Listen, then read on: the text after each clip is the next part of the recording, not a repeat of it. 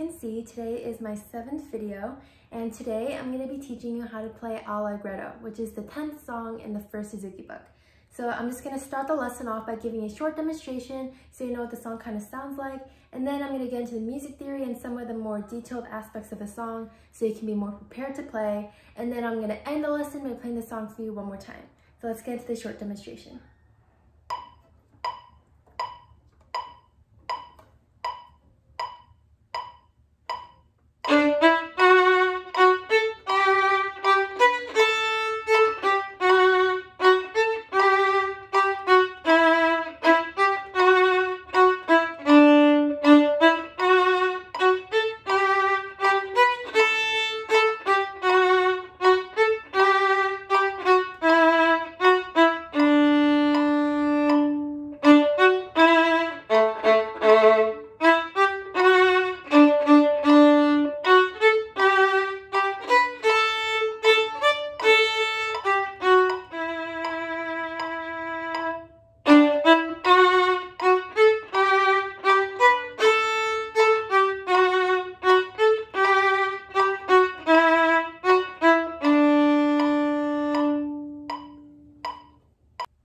Okay, now let's get into the music theory. Okay, so now we're going to be getting into the music theory, and the first thing that I want to talk about is the key signature. So as you can see here, the key signature is telling us that there's F and C sharp throughout the whole entire song. The second thing I want to talk about is the dynamics. So throughout the whole entire song, there's only one dynamic, which is M, F, or mezzo forte. The third thing that I want to talk about is the bowing. So the bowing here is telling us that the song starts off on a down bow. The fourth thing I want to talk about is the fingering. So again, fingering is this little number on top of the note. The fifth thing that I want to talk about is staccato. So the staccato is under every note except for these two. And again, staccato is this little dot under the notes. And so this is telling us that most of the notes throughout the whole entire song will be very short and fast. And the next thing that I want to talk about is the ritardando, or R-I-T.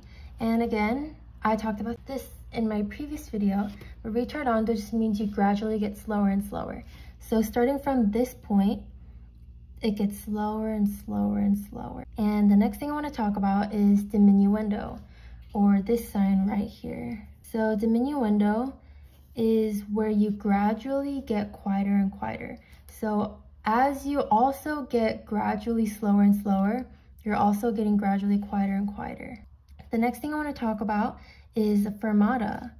So again, I went over all of these topics in my previous videos, but a fermata just means that you hold the note or rest for longer than it is. So this is a quarter note, so it's one beat, but because the fermata is on top of this note is going to be a little longer, like 2 to 3 beats instead of 1. The next thing that I want to mention is the retake. So again, retake is this little comma looking thing here. So retake just means you put the bow back into the same position that it was in the previous note. So if this is a down bow, you're going to retake your bow, so this note is also a down bow. And the last thing that I'm going to be talking about is accents. So accents is basically where you put a short amount of pressure in the beginning of the note. So I'm going to be giving you a short demonstration in a little bit on how to play it. And actually not last one, the actual last thing that I'm going to be talking about today is this right here, tempo. And this is also something that I never went over yet, so it's also new. And a tempo means that you just go back to your normal tempo that you started with. So this is here because we had the ritardando. Because of the ritardando, we're gonna get slower and slower here. So a tempo is just telling us, okay, it's getting slower and slower, but go back to your normal tempo here. Okay, and that'll be it for the music theory today. And now I'm gonna get into the demonstration on how to play accents. Okay, so don't worry, accents are actually very easy to play. So again, accents are just little amounts of pressure that you apply to the beginning of a note. So if there wasn't an accent, it would sound a little bit like this.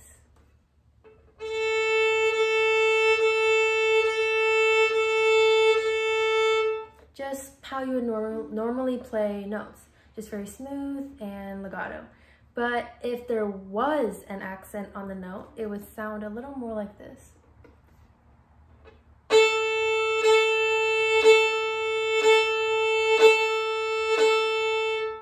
So as you heard, there was a little da, da in the beginning of the notes when there was an accent.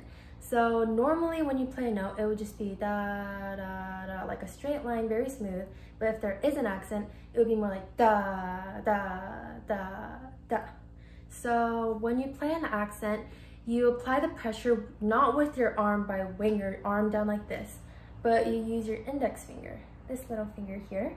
So you would put weight on your index finger downward.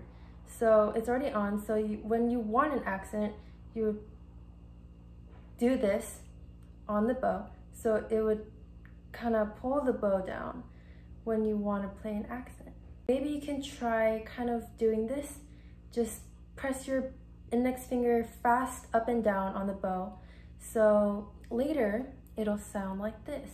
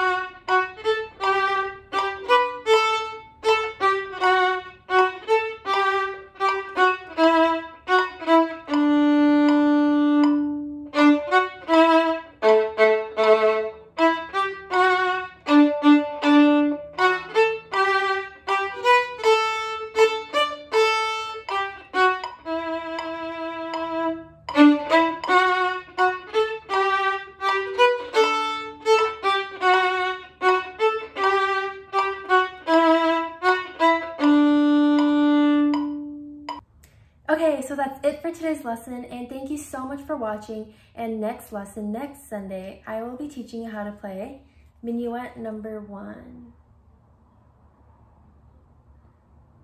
And as you can see, we're almost done with the first Suzuki book, so we're almost there. Hang in there. And again, I really hope that this video maybe helped you review the song or learn the song. And please continue to stay safe and healthy, and I will see you in my next video.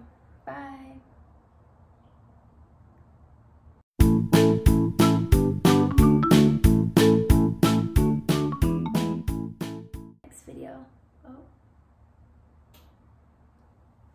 I will see you in my next video.